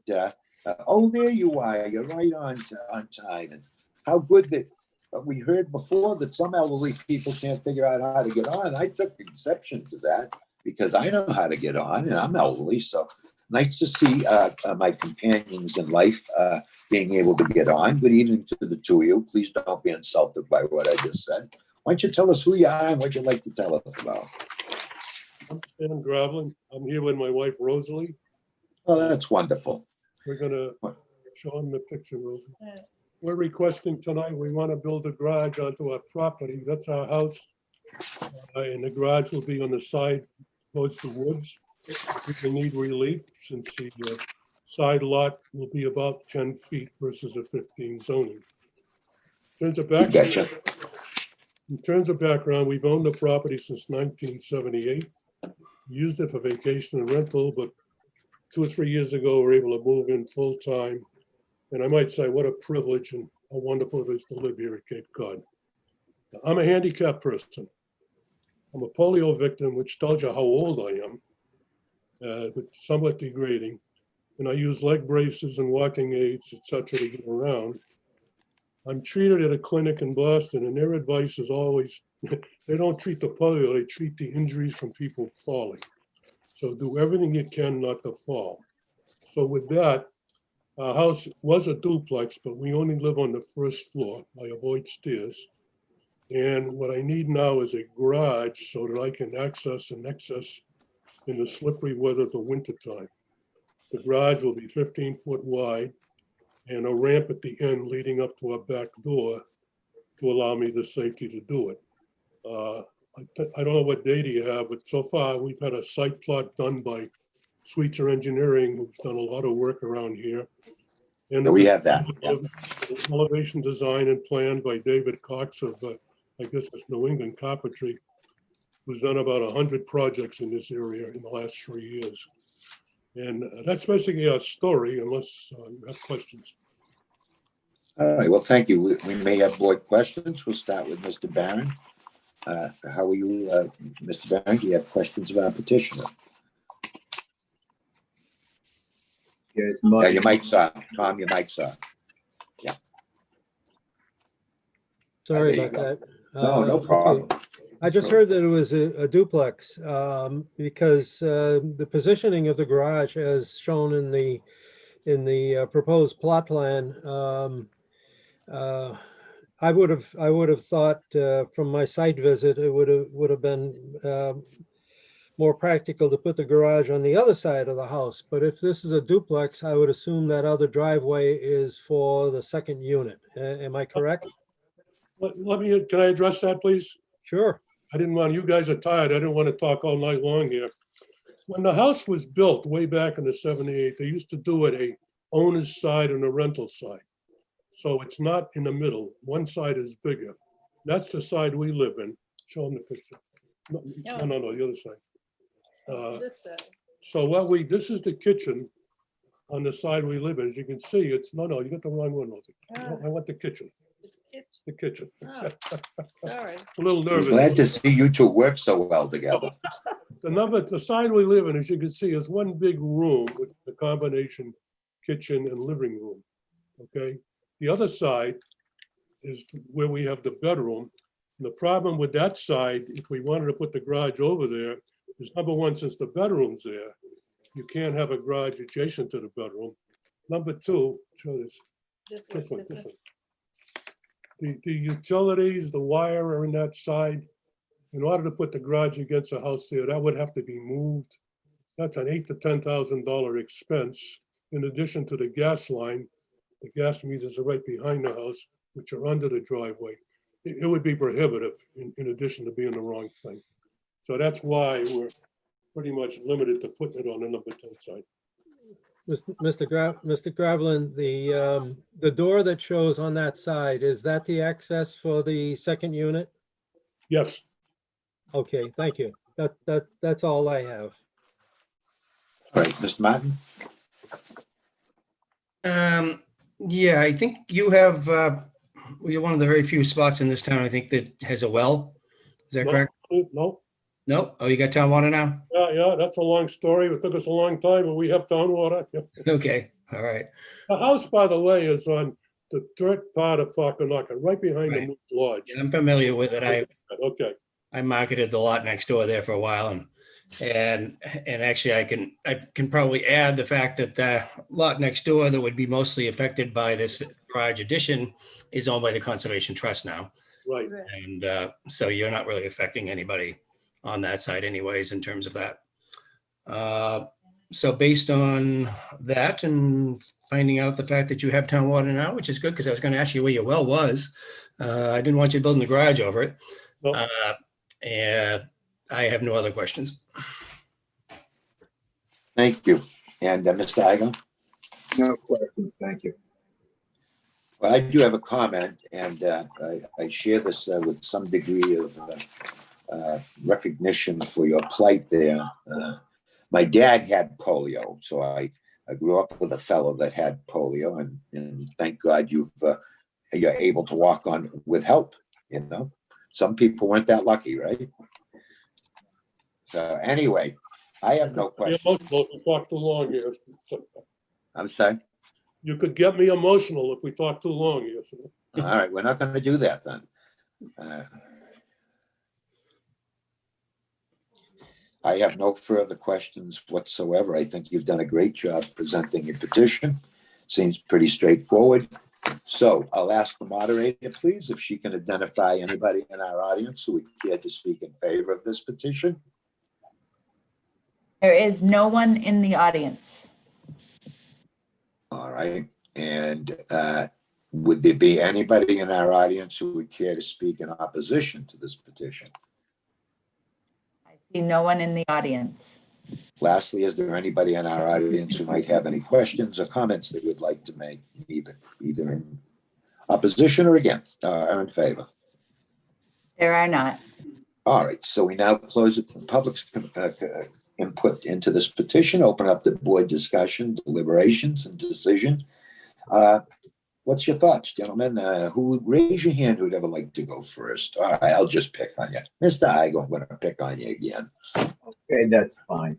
Now, I think this is also a very reasonable request. As Dick pointed out, this backs up or abuts conservation land. There's really no neighbors that are going to be negatively impacted. I think it looks fine on the home. I certainly don't see it as any type of substantial nonconformity. No nuisance, no congestion. That's a very quiet area, that section of road, the dirt area, Knocket. So I'm certainly in favor of it, and I would urge the board, which I think the board will support this. Thank you. Yeah, the only comment I'd add to that is that I think it also meets the future, present and future character of this neighborhood and town. Mr. Martin, is there anything you want to say? No, I don't have anything to add. I would agree with what Sean just said. All right, Mr. Barron, please. Nothing to add. Okay, I have nothing to ask either or to add to the discussion other than to now ask Mr. Barron your vote, please. Oh, I'm sorry. I need a motion, don't I? Who's going to make a motion? So moved to approve the petition as stated. All right, without condition. I'll second it. Right. Mr. Martin seconds. Mr. Barron, your thoughts on your vote on this motion, please? Aye. Mr. Martin, your vote on this motion, please? Aye. And Mr. Igo, your vote on this motion? Aye. And my vote is an aye, and thank you. That therefore gives you a 4-0 knockout vote. And so you have the petition allowed. I do want to point out to you, please, that we do need to address your alternative relief, which was relating to a variance request. But before we go there, I'll say to you what I've said to the others here tonight. There is a 20-day period that must elapse before this, once the decision is recorded with the town secretary's office. That is a 20-day period before the special permit is considered actually granted.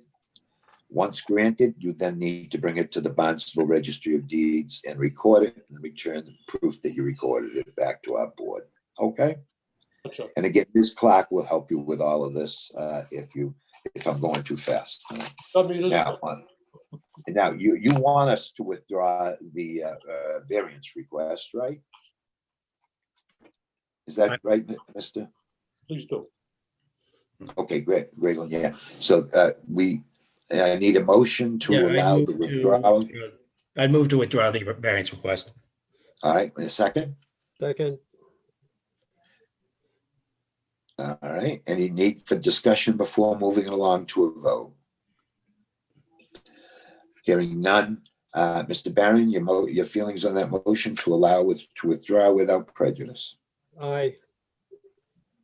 Mr. Martin? Aye. Mr. Igo? Aye. As well, mine is an aye. And so therefore that carries. That will be so noted in our decision as well. We thank you for coming to us tonight. Sorry we made you wait so long. And thanks for presenting as well as you did. Okay. And with that, we now close our meeting with a motion to adjourn. We need a motion to adjourn. And who would that be? So moved. Second.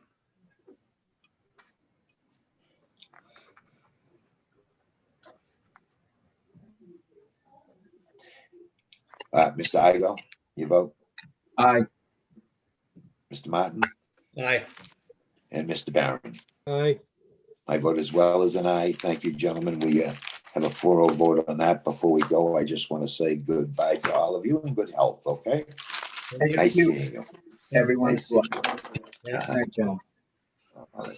Good night. And with that, town moderator, please, our meeting is adjourned, and so we can go off the air on this, okay? Okay, Good night. Thank you you're very all much. set. Thank you. Good. Yeah.